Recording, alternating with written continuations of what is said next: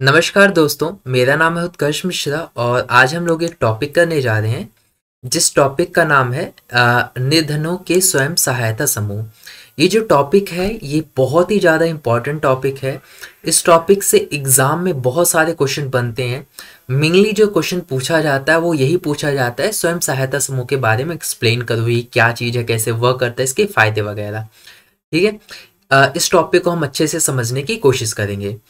पहला पॉइंट इसका क्या बताया जा रहा है कि लोगों ने गरीबों को उधार देने के कुछ नए तरीके अपनाने की कोशिश की है। इनमें से एक विचार ग्रामीण क्षेत्रों के गरीबों, विशेषकर महिलाओं को छोटे छोटे स्वयं सहायता समूह में संगठित करने और उनकी बचत पूंजी को एकत्रित करने पर आधारित है। अब सवाल ये उठता है कि जो स्वयं सहायता समूह है वो है क्या। तो पहले पॉइंट में ये बताया गया है कि जैसे हमें पता है कि ज़्यादातर जो लोग लेते हैं, उधार जो लेते हैं, वो अनौपचारिक क्षेत्र से लोन लेते हैं और औपचारिक जो क्षेत्र होते हैं उनमें लोन देने के लिए बैंक वगैरह जल्दी तैयार नहीं होते। ऐसे में लोगों ने क्या किया, एक रास्ता निकाला। उन्होंने क्या बनाया, स्वयं सहायता समूह। और ये जो स्वयं सहायता समूह है, विशेषकर इसके अंदर महिलाएं काफी तौर से जुड़ी हैं। महिलाओं का जो योगदान है स्वयं सहायता समूह के अंदर, मतलब महिलाएं बहुत ही खुलकर पार्टिसिपेट इसके अंदर करती हैं। आखिरकार ये कैसे वर्क करता है इसे हम समझेंगे, लेकिन थोड़ा सा पॉइंट इसमें ये बताया गया है कि ये लोग क्या करते हैं कि उस सहायता समूह के अंदर अपनी सेविंग्स करते हैं, मतलब पैसा है जो भी उनकी बचत होती है उसको एकत्रित ये लोग करते हैं। अब ये तो पहले पॉइंट में यही बताया गया है। अब जो स्वयं सहायता समूह है कैसे वर्क करता है, इससे अगर हम पढ़ेंगे आगे जो भी मैं बताऊंगा उससे आपको स्वयं सहायता समूह अच्छे से क्लियर हो जाएगा। मेन जो मैं अब बताने जा रहा हूं वो है, पहला क्या बताया गया पॉइंट, स्वयं सहायता समूह में 15 से 20 सदस्य होते हैं। यानी जो स्वयं सहायता समूह होता है इसके अंदर 15 से 20 सदस्य होते हैं। पहला चीज, अब हम यहाँ एक बार रिवाइज करा दूं आपको, स्वयं सहायता किस चीज पे वर्क करता है, सेविंग्स पे वर्क करता है। कहने का मतलब इसके अंदर लोग बचत वगैरह करते हैं और महिलाएं ज्यादातर इसके अंदर पार्टिसिपेट करती है। गुड। पहला पॉइंट इसके अंदर क्या बताता है कि 15 से 20 सदस्य होते हैं, 15 से 20 मेंबर इसके अंदर जुड़े सकते हैं।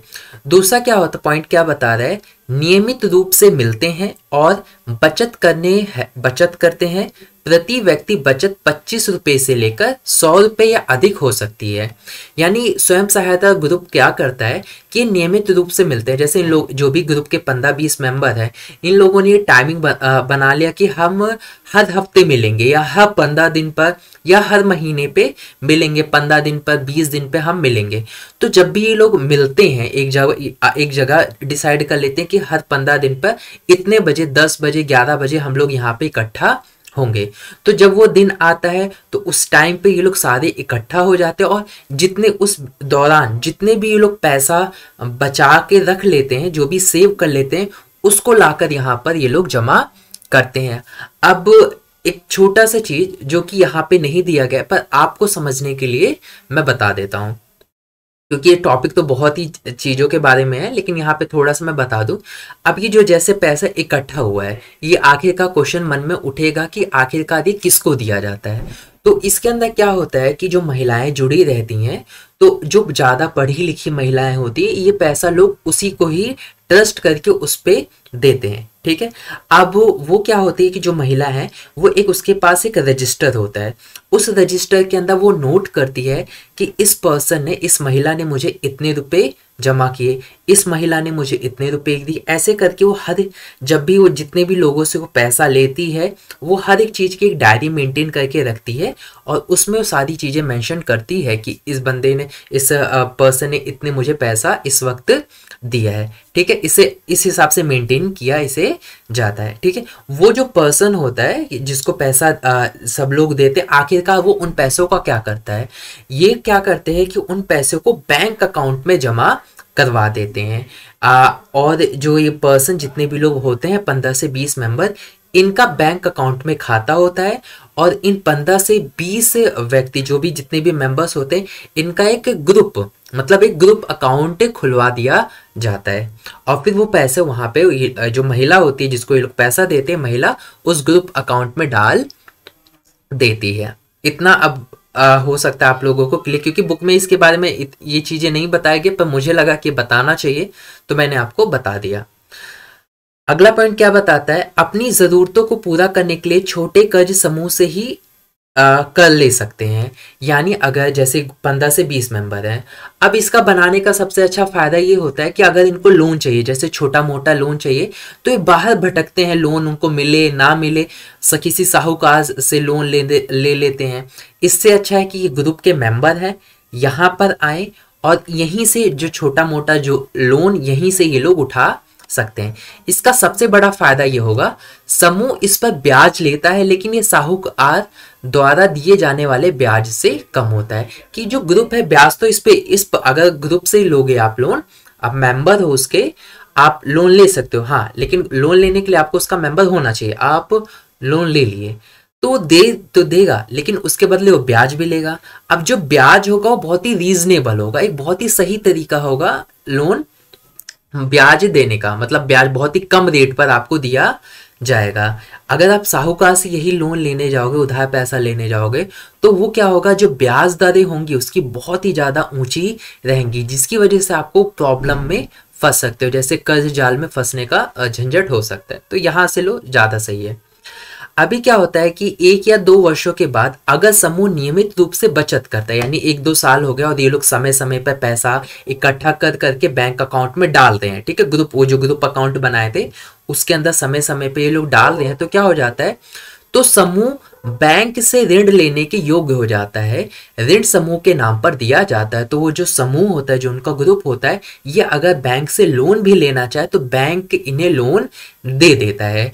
अब बैंक ने एक चीज और ध्यान रखना है कि जो बैंक है, बिना समर्थक ऋणाधार के जरिए, यानी बिना कोलेटरल, यानी बिना इनसे पैसा कुछ उधार लिए, जैसे हमने समर्थक ऋणाधार पढ़ा था पुरानी वीडियोस में, उसको अगर नहीं पता तो जरूर देखिए, तो आप चीजें समझ पाओगे। तो समर्थक ऋणाधार यानी जैसे हम बैंक में जाते हैं ना, गिरवी कुछ रख देते, बिना कुछ गिरवी लिए ये इन ग्रुप को लोन प्रोवाइड कर देता है। तो ऐसा क्यों वो करता है, जस्ट बिकॉज ऑफ इसी वजह से कि 1 या 2 वर्ष तक ये जो ग्रुप है नियमित रूप से पैसा जमा कर रहा है। फॉर एग्जाम्पल है, जैसे आपकी एक शॉप है और वहां पे मैं आ रहा हूँ सामान लेने के लिए, और मैं नियमित रूप से आपका कस्टमर हूँ, समय समय पर आता हूँ, मैं हर बार आपको पैसा दे देता हूँ। तो एक दिन क्या हुआ, मैंने आपसे कहा, मैंने आपसे कुछ सामान खरीद लिया और मैंने कहा मैं अपना पैसा जो है वो घर पे भूल गया हूँ, तो आप मुझे सामान दे दो, मैं आपको कल आके पैसा दे दूंगा। तो आप मुझको क्या कहोगे, हाँ ठीक है, आप अभी सामान ले लो, आप मुझे पैसा जब भी आपके पास हो आप मुझे दे देना।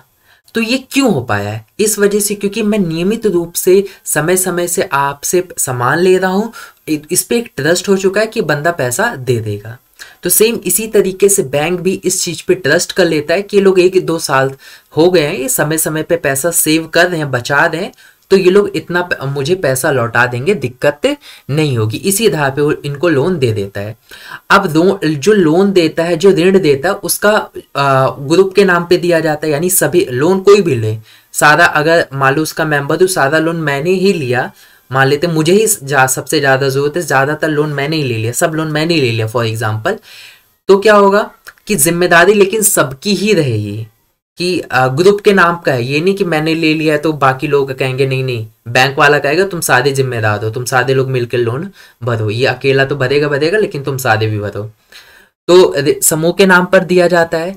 इसका मकसद सदस्यों के लिए रोजगार के अवसरों का सृजन करना होता है। और आखिरकार बैंक लोन क्यों प्रोवाइड करवाता है, बैंक इन लोगों को लोन इस वजह से देता है ताकि ये लोग खुद अपना रोजगार क्रिएट कर सके। जैसे फॉर एग्जांपल इन्होंने सिलाई मशीन खरीद ली औरतों ने, इससे खुद अर्निंग्स करने, कपड़ा वपड़ा बनाने लगी, सिलाई करने लगी, जिससे उनकी अर्निंग्स काफ़ी अच्छी होने लगी, उनको पैसा मिलने लगा। पापड़ की दुकान कर ली, या फिर उन्होंने कोई छोटी मोटी दुकान कर ली, या फिर अचार वो बनाकर बेचने लगी। इससे क्या होगा, क्योंकि अचार बनाना, मशीन खरीदना, इन सब में ज़्यादा पैसा नहीं लगता, इनको जो लोन चाहिए होता है 25 से 50 हज़ार इनके बीच में ही इनका काम हो जाता है। तो इस लोन के ज़रिए क्या होगा कि वो अपने बिजनेस को सेटअप करेंगी, बिजनेस को लगाएंगी और बिजनेस को लगाने से क्या होगा, इनको फायदा होगा, इनकी अर्निंग्स होगी, इवन ये देश का भी भला करेंगी। खुद तो जॉब मिलेगी मिलेगी, खुद अपने आप को रोजगार करेंगी, साथ ही साथ इनका बिजनेस अच्छा चलेगा, तो एक पर्सन किसी और को भी इनको रखना पड़ेगा, तो इसके बहाने उसको भी रोजगार मिल जाएगा।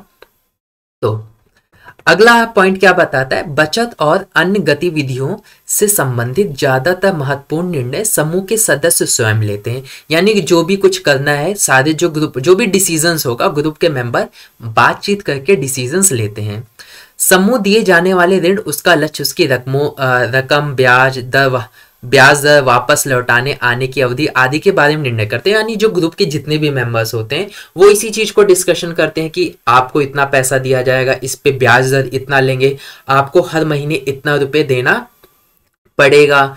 इस तरीके के लेकर ग्रुप मेंबर आपस में डिसीजन करते हैं, खुद ही मतलब खुद ही आपस में रेगुलेट करके ये लोग चलते हैं। अगला पॉइंट, हाँ लेकिन यहाँ ये बात ध्यान रखना, अगर इन लोगों ने बैंक से लोन लिया है तो इसमें ग्रुप की नहीं चलेगी, फिर बैंक वाला बताएगा कि आपको हर महीने इतने इतने लोन देना पड़ेगा। लेकिन अगर जैसे खुद से ही लोन लिया है, बैंक वालों की जरूरत नहीं पड़ी, इनका जो खुद से अपना सेविंग अकाउंट बना के जिसमें पैसा डाल देते, उसमें से ही अगर लोन ले लिए तो ये अपने हिसाब से लोग बना सकते हैं कि अब तुम हर महीने पे दो या हर 2 महीने पे दो, इस हिसाब से। अगला पॉइंट क्या बता रहा है, अगर नहीं समझ में आया तो एक बार पीछे वीडियो करिए, फिर देखिए जरूर समझ में आएगा। इस ऋण को लौटाने की जिम्मेदारी भी समूह की होती है, क्योंकि समूह के नाम पे लोन मिला है तो जिम्मेदारी किसकी होती है, समूह की ही होती है कि वो लोन दे, मतलब सारी समूह की, क्योंकि समूह के नाम पे लोन पास हुआ है तो समूह की ही जिम्मेदारी होती है कि वो लोन वापस करे। अगर कोई भी पर्सन, अन्य सदस्य इस मामले को गंभीरता से नहीं लेता, मतलब मान लेते हैं कि उस पर्सन ने लोन लिया और लेकिन वो दे नहीं रहा, तो जितने भी सारे मेंबर्स रहेंगे उस ग्रुप के, सारे लोग इस चीज को सीरियस ढंग से लेंगे कि नहीं भाई तुम लोन अपना पे करो, ये गलत बात है, ऐसा नहीं करना। तो इस वजह से ना एक बहुत बढ़िया सिस्टम बना रखा है। तो ऐसा जो मेंबर्स होते वो ऐसे भी नहीं होते कि उन्होंने पैसा उधार ले लिया बैंकों से और फिर उसके बाद दे ही नहीं रहे हैं, ऐसा नहीं होता। अगर ऐसा ये लोग करते हैं तो जो मेंबर्स है बहुत ही सेंसिटिव होते हैं, इस चीज को गंभीरता से लेते हैं, उसको डांटते हैं और कहते हैं भाई पैसा जमा करो वरना तुम्हें ग्रुप से भी निकाल देंगे। अगला पॉइंट आता है जो कि इंपॉर्टेंट है, वो है स्वयं सहायता समूह के फायदे। आखिरकार स्वयं सहायता समूह बनाने के क्या फायदे होते हैं। इससे पहले मैं आपको स्वयं सहायता समूह को एक बार क्विक रिवीजन देना चाहूंगा।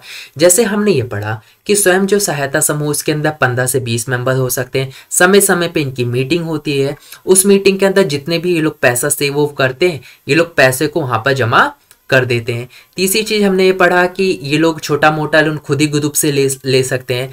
1-2 साल तक अगर ये लोग रेगुलर रहते तो बैंक वाला भी इनको लोन प्रोवाइड कर देता है। और जो भी ग्रुप के डिसीजंस होंगे, ग्रुप के मेंबर्स आपस में ही बातचीत करके डिसीजंस वगैरह लेते हैं। ये तो हमने पढ़ा। अब क्या होता है, स्वयं सहायता समूह के क्या फायदे हैं। अब देखो, जो सबसे पहला फायदा होता है, क्योंकि हमने ये पढ़ा था स्टार्टिंग में ही, मैंने आपको बताया था, जो स्वयं सहायता समूह है इसके अंदर ज्यादातर जो लोग जुड़ी हैं वो महिलाएं बहुत ज्यादा इससे जुड़ी हैं। तो देखिए पहला पॉइंट क्या बताता है कि ऋणाधार की समस्या से उबरने में मदद करता है। ऋणाधार की समस्या का मतलब मैंने आपको बताया था, समर्थक ऋणाधार यहाँ होना चाहिए। दरअसल क्या होता है कि जब भी आप किसी से उधार लेने जाते हो, ठीक है, तो वो पहले आपको क्या कहता है कि पहला कुछ हमें कुछ गिरवी रखो तो भी हम आपको पैसा देंगे वरना हम तुम्हें पैसा नहीं देंगे। दूसरी चीज हो सकता है कि लोगों को लोन मिले ही नहीं, लोग दर दर भटकते हैं लेकिन कोई लोन देने के लिए, उनको उधार पैसा देने के लिए तैयार ही ना हो। तो पहला तो ये काम हो जाता है कि इनको जो लोन है, ऋणधारक की जो समस्या होती है, मतलब बिना कुछ पैसा जमा किए, बिना कुछ चीजें गिरवी रखे इनको लोन यहाँ से मिल जाता है छोटा मोटा। दूसरा पॉइंट होता है उचित ब्याज दर। उचित ब्याज दर का मतलब होता है कि जो भी पैसा ये उधार लेते हैं उस पे जो ब्याज लगता है वो बहुत ही कम लगता है, जिससे इनको पैसा वापस लौटाते वक्त कोई दिक्कत नहीं होती, बहुत ही आसानी से लोग मैनेज कर लेते हैं जो भी ब्याज रहता है। समय समय पे ऋण मिल जाता है, क्योंकि जब इनको चाहिए समय समय पे रेगुलरली, अगर बैंक से लोन लेना चाहे तो बैंक से भी ले सकते हैं, अब अपने उस ग्रुप से ही लोन लेना चाहे तो उस ग्रुप से भी लोग लोन ले लेते हैं। मतलब लोन मिलने की, जो उधार मिलने की जो समस्या खड़ी रहती थी इनके सामने, वो खत्म हो जाती है।